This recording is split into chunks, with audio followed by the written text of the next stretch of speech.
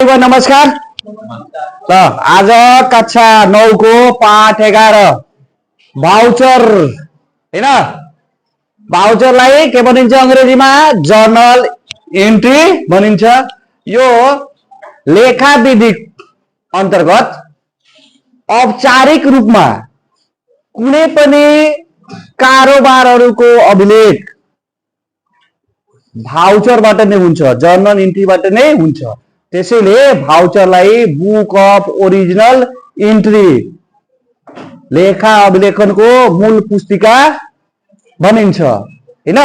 यो भाउचरमा हामीले जति पनि वित्तीय कारोबारहरू हुन्छ त्यो कारोबारहरूलाई डेबिट र क्रेडिटमा छुट्याएर के गर्नुपर्छ, लेख्नु पर्छ। यो जर्नल शब्द जुन छ JOURNAL जर्नल शब्द कुन शब्दबाट आएको?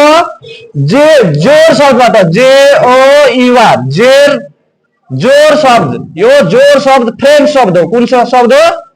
फ्रेंच शब्द हो। फ्रेंचमा जोर JOUR जोर को मतलब के हुन्छ? दैनिकी हुन्छ। के हुन्छ? दैनिकी। त कुनै पनि व्यवसायको दैनिक कारोबारहरूलाई अभिलेख राख्ने पुस्तिकालाई के भनिन्छ? भाउचर वा जर्नल पुस्तिका भनिन्छ। जर्नल पुस्तिकामा जति पनि व्यवसायको कारोबारहरू हुन्छ जुन आर्थिक रूपमा रुपियाँ पैसासँग के हुन्छ, सम्बन्धित हुन्छ, त्यो कारोबारहरूलाई कन्टिन्यू हैन डेट वाइज के गर्नुपर्छ, त्यसमा अभिलेख राख्नुपर्छ। अभिलेख राख्दाखेरि दोहोरो लेखा प्रणालीको सिद्धान्तमा अभिलेख राख्नुपर्छ। दोहोरो लेखा प्रणाली भनेको के हो? कुनै पनि कारोबारहरूलाई डेबिट र क्रेडिट दुई ठाउँमा विपरीत प्रभाव तथा समान प्रभाव देखाउने गरी के गर्नुपर्छ, अभिलेख राख्नुपर्छ। डेबिट र क्रेडिट के हो? विपरीत प्रभाव हो भने समान प्रभाव के हुन्छ? उसको जुन अमाउन्ट हुन्छ त्यो दुवैमा के हुनु पर्यो? डेबिटमा पनि त्यतिकै हुनु पर्यो र क्रेडिटमा पनि त्यतिकै हुनु पर्यो। अब हामीले त्यो कारोबारलाई यो जर्नल भाउचरमा पोस्टिङ गर्दा यो जर्नल भाउचरको पनि के हुन्छ? फर्मेट हुन्छ, नमुना हुन्छ। के हुन्छ? नमुना हुन्छ। त्यो नमुनामा के गर्नुपर्छ? पोस्टिङ गर्नु पर्छ। अब यो जर्नल को नमुना के हुन्छ? यहाँ भाउचर हुन्छ, माथि के हुन्छ? भाउचर वा जर्नल एन्ट्री लेख्ने अनि यहाँ के हुन्छ? नीति हुन्छ। यहाँ के हुन्छ? विवरण हुन्छ। यहाँ हुन्छ खाता पाना नम्बर। यहाँ के हुन्छ? डेबिट रकम। यहाँ हुन्छ क्रेडिट रकम। अब यसमा कतिवटा खण्ड भयो? 1 2 3 4 5। अब यसलाई हामी अंग्रेजी मिडियममा पनि इंग्लिश मिडियममा पनि के गर्न सक्छौं? तयार गर्न सक्छौं हैन। अब यो नीतिको ठाउँमा के लेख्छौं? डेट। विवरणको ठाउँमा के लेख्ने? पार्टिकुलर। यो खाता पन्ना नम्बरको मा के लेख्ने? एलएफ। अनि यहाँ डेबिट अमाउन्ट, यहाँ के लेख्ने? Credit amount. अब यसमा कतिवटा खण्ड भयो? 5 वटा के हुन्छ? यसमा खण्ड हुन्छ। अब कुनै पनि कारोबारलाई कुनै कारोबारमा के दिएको हुन्छ? नीति दिएको हुन्छ, डेट दिएको हुन्छ।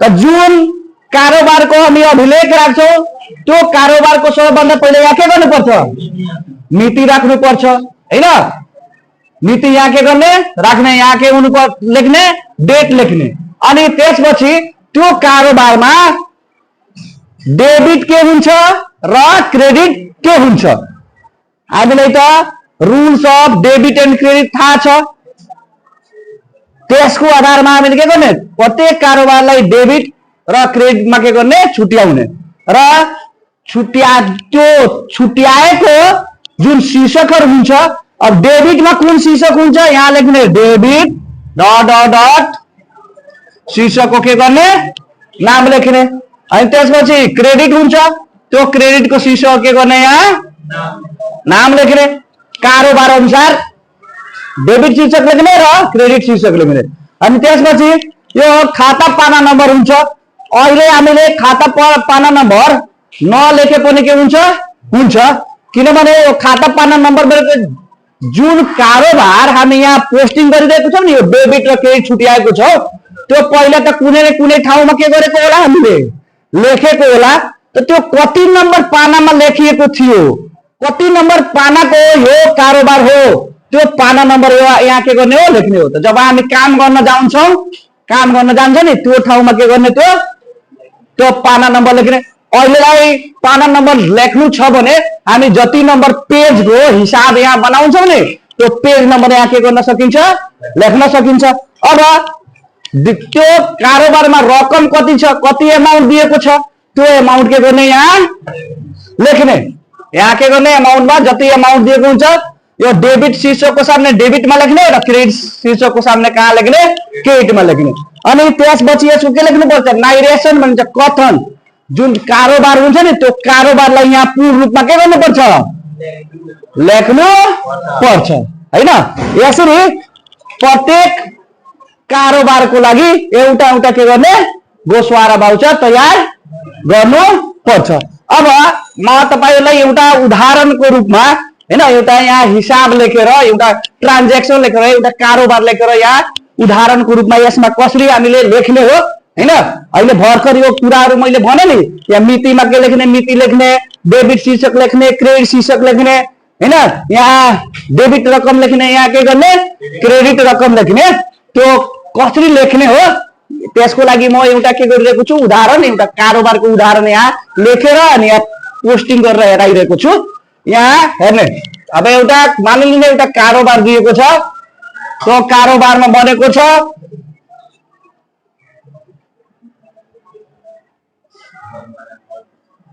घर भाडा खर्च बापत रु 10,000 भुक्तानी गरियो हैन यहाँ मिति लेख्ने अनि तपाईहरुको टेक्स्ट बुकमा त्यो मितिको ठाउँमा नम्बर पनि दिन सक्छ हैन वा दिएको होला र त्यो ठाउँमा यो मितिको ठाउँमा त्यो नम्बर पनि लेख्न सकिन्छ र यहाँ मितिमा के लेख्ने अब 2082 साल 8 महिना 4 गते अब यसलाई हामीले के गर्नु पर्यो यसको जर्नल इन्ट्री जर्नलमा के गर्नु पर्यो पोस्टिङ दिएको छ यहाँ 2082 या 4 गते त मितिको खण्डमा के लेख्ने मिति लेखिहाल्ने 2082 साल 8वां महिना 4 गते अब यहाँ हेर्ने घर भाडा खर्च बापत रु 10,000 भुक्तानी गरियो घर भाडा खर्च बापत रु 10,000 के गरियो भुक्तानी गरियो हामीलाई rules of debit and credit के छ थाहा छ जति पनि एक्सपेन्स हुन्छ खर्च हुन्छ त्यसलाई के गर्नुपर्छ डेबिट गर्नुपर्छ आमदानीलाई के गर्नुपर्छ क्रेडिट गर्नुपर्छ त्यस्तै जे आउँछ त्यसलाई डेबिट गर्ने जे जान्छ त्यसलाई के गर्ने क्रेडिट गर्ने डेबिट जसले प्राप्त गर्छ त्यो डेबिट हुन्छ जसले दिन्छ त्यो के हुन्छ क्रेडिट हुन्छ हामीलाई थाहा छ यो घर भाडा के हो खर्च हो त घर भाडा खर्च हो भने के हुन्छ डेबिट हुन्छ के हुन्छ डेबिट हुन्छ अब यहाँ लेख्ने डेबिट घर भाडा खर्च अनि क्रेडिट के हुन्छ यो घरबाट खर्च बापत रु 10,000 भुक्तानी गरियो 10,000 के हो 10,000 क्रेडिट हो के हो 10,000 नगद हो तो रुपया पैसा नहीं हो के हो त्यो पैसा होइन लेखिदिन्छ जी 10,000 भुक्तानी गरियो कि यहाँ त्यसको कुन खाता अन्तर्गत हो पर्छ 10,000 नगद खाता अन्तर्गत पर्छ भुक्तानी मतलब के हुन्छ रुपया पैसा दिनुहुन्छ तो रुपया पैसा दिएको छ भने यहाँ लेख्नु पर्दैन त्यो रुपया पैसा के अन्तर्गत पर्छ नगद अन्तर्गत पर्छ हैन क्याश हो के हो क्याश तो यहाँ के लेख्ने क्रेडिट नगद खाता अब अमाउन्ट कति दिएको छ 10,000 तो 10,000 के गर्ने यहाँ डेबिट को खंड में लिखने घर भाड़ा शीर्षक को सामने अभी 10,000 कहाँ लिखने क्रेडिट नगद खाता को शीर्षक को सामने के करने अमाउंट में के करने इसमें पनि 10,000 राख्ने अब यसो के गर्ने नाइरेशन लेख्ने कथन लेख्ने अनि कथन में के गर्नु पर्छ तो कोष्ठकलाई के गरिदिने त्यही सारिदिने घर भाड़ा खर्च बापत रु 10,000